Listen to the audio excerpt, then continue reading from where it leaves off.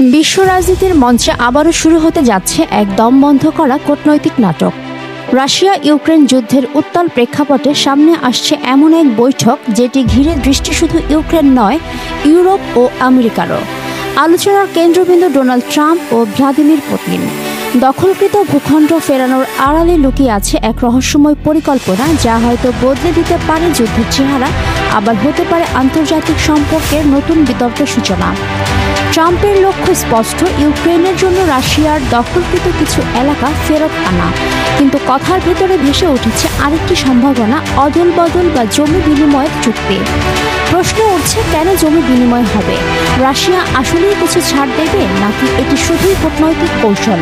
বিষয়টি এখনও ঘন কুয়াশার মতো অজানা।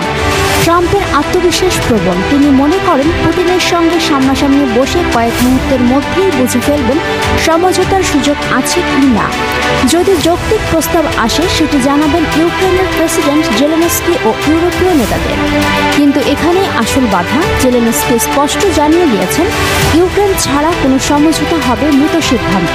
ইউরোপীয় নেতারাও অবস্থানে কঠোর। ইইউ, জার্মানি, যুক্তরাজ্য, কানাডা সবাই বলছে ইউক্রেনের অংশগ্রহণ ছাড়া কোনো শান্তি চুক্তি কার্যকর হবে না। তবে রাশিয়ার মনোভাব ভিন্ন। ক্রেমলিন জেলেনস্কির সঙ্গে বৈঠকের প্রয়োজনীয়তা নাকচ করছে, আর পুতিন বলছেন তার শর্তগুলো এখনও পূরণ হয়নি। এদিকে যুদ্ধের নিষ্ঠুর বাস্তবতা চলছে নিরন্তর। রাশিয়া এখনও ইউক্রেনের বড় একটি অংশের দখল ধরে রেখেছে। পূর্বাঞ্চলে হামলা অব্যাহত। প্রাণহানির হিসাব ভয়ঙ্কর। উভয় পক্ষে নিহত সেনার সংখ্যা লাখ ছাড়িয়েছে বলে ধারণা। মানুষের জীবন যাচ্ছে, শহর ধ্বংস হচ্ছে, তবুও যুদ্ধের ইতি দেখা যাচ্ছে না। সব মিলিয়ে পরিস্থিতি যেন দাবার বোর্ডে এক জটিল খেলার মতো। প্রতিটি চালেই হতে পারে নাটকীয় মোড়।